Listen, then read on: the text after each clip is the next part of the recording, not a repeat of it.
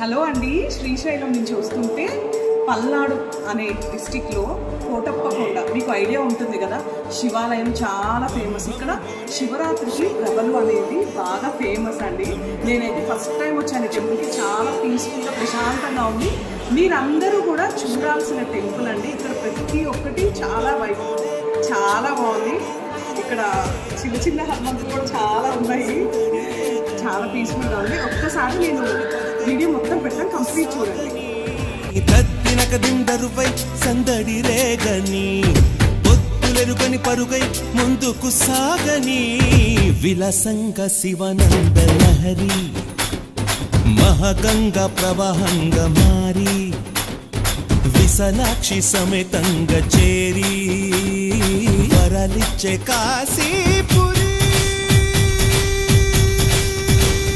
భం భం భోలే.